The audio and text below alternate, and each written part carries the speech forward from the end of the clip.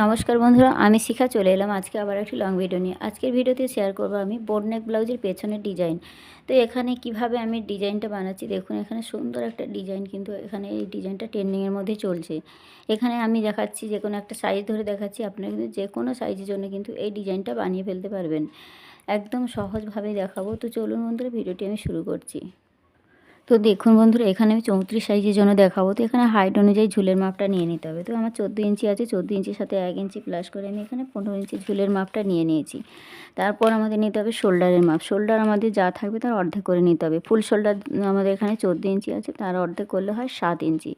তো 7 ইঞ্চিতে একটা আমি পয়েন্ট করে নিলাম। আর এখান থেকে আমাদের ঠিক এখান থেকেও কিন্তু আমি নিয়ে নিচ্ছি পৌনে 7 ইঞ্চি। ঠিক আছে, পৌনে 7 ইঞ্চি মতো নিলে কিন্তু আমার এখানে হয়ে যাবে আরমোলের লাইনের মাপটা। এবার দেখুন, এখান থেকে নিতে হবে ছাতির মাপ। ছাতি আছে আমার এখানে 34। 34কে 4 দিয়ে ভাগ করলে হয় 8.5 ইঞ্চি। 8.5 ইঞ্চিতে একটা পয়েন্ট করে দেবো। আর এখান থেকে আমাদের 2 ইঞ্চি আমি এক্সট্রা মার্জিন নিচ্ছি। আপনারা চাইলে কিন্তু কম বেশি করে নিতেই পারেন সেলাই মার্জিন, আপনারা কতটা রাখতে চাইছেন। ঠিক আছে, নেওয়ার পর দেখুন এখান থেকে লাইনটাকে ঠিক এরকম সমানভাবে কিন্তু টেনে দিতে হবে। তারপর দেখুন এখান থেকে আমাদের আরমোলের যে মিডিলের মাপটা সেটা কিন্তু বের করে নিতে হবে। এখানে যা পয়েন্ট মিডিলের মাপটা আসবে সেটাকে ঠিক এরকম ফিতেটা ফোল্ড করে দিলে কিন্তু মিডিল পয়েন্টের মাপটা পেয়ে যাব। এরপর দেখুন, যেহেতু এটা পেছনের ডিজাইন, তার জন্য কিন্তু পিছন পার্ট, তার জন্য কিন্তু 1.5 ইঞ্চিতে আমাদের শেপ নিতে হবে যে কোনো ব্লাউজের ক্ষেত্রে। এবার দেখুন এখান থেকে ঠিক এরকম ডট ডট করে সুন্দর করে মিলিয়ে কিন্তু আমাদের এখানে একদম বগল রাউন্ডের শেপটা দিয়ে দিতে হবে। ঠিক এরকমভাবে করেই কিন্তু আমাদের বগল রাউন্ডে সুন্দরভাবে করে শেপটা দিয়ে দিতে হবে।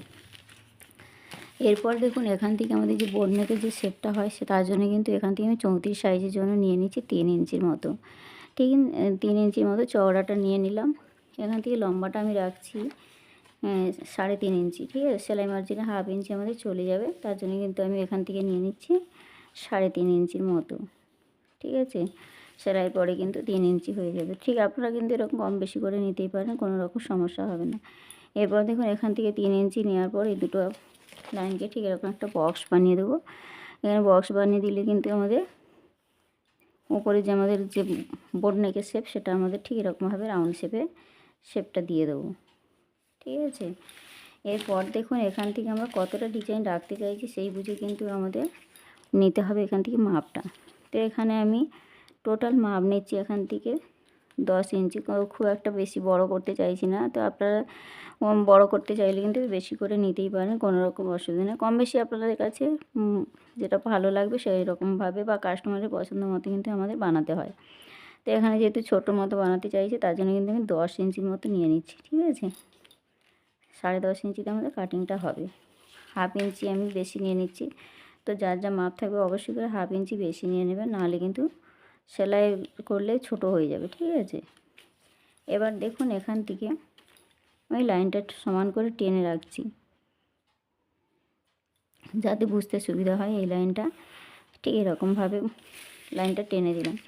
এবার দেখুন এই ডিজাইনটা কিন্তু ভীষণ সুন্দর, আর এখানে কিন্তু এই ডিজাইনটা এখন ভীষণভাবেই চলছে।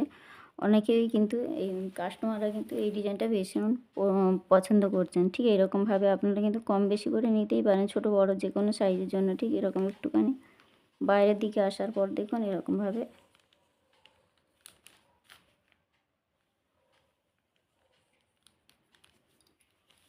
শেপটা কিন্তু ভীষণ সুন্দর বন্ধুরা। এরকম হাতের সাহায্যে কিন্তু আপনারা করে নেবেন।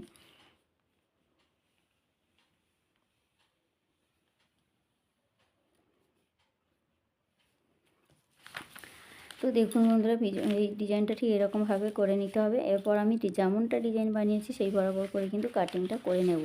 তো এখানে ছাতি আর কোমরের লাইনটা কিন্তু আমি সমানভাবে টেনে রাখছি। যখন আমি ফিটিংস করব তখন কিন্তু ফিটিংস করব কোমরের মাপ অনুযায়ী। ঠিক আছে, তো যার যা কোমর থাকবে অবশ্যই 4 দিয়ে ভাগ করে তার সাথে 1 ইঞ্চি আপনারা বেশি নেবেন টেকিনের জন্য। তো এখানে যেমনটা আছে সেমনভাবে কিন্তু আমি এখানে মাপটা নিয়েছি যেমন, এখানে কিন্তু কাটিংটা করে আমি ফিরে আসছি। তো দেখুন বন্ধুরা, এখানে যেমনটা আমি ডিজাইনটা বানিয়েছিলাম, ড্রয়িংটা করেছিলাম, সেই বরাবর করে কিন্তু আমি এখানে কাটিংটা করে নিয়েছি। এখন আমরা খুলে দেখব আমাদের ডিজাইনটা কীরকমটা বেরিয়েছে। তো দেখুন ডিজাইনটা কিন্তু ভীষণ সুন্দর। এখানে ডিজাইনটা কিন্তু খুব সুন্দরভাবে বেরিয়েছে। আপনারা কিন্তু ঠিক একই নিয়মে কাটিং করলে আপনাদেরও কিন্তু এরকম সুন্দর মতো ডিজাইনটা বেরোবে। তো দেখুন এখান থেকে আপনারা শো বোতাম লাগালে লাগাতে পারেন, ফিতে বানাতে চাইলে ফিতে বানাতেও পারেন, কোনো রকম অসুবিধা নেই। ডিজাইনটা কিন্তু ভীষণ সুন্দর। তো এখানে এই ডিজাইনটা কেমন হয়েছে বন্ধুরা অবশ্যই আমাকে কমেন্ট করে জানাবেন।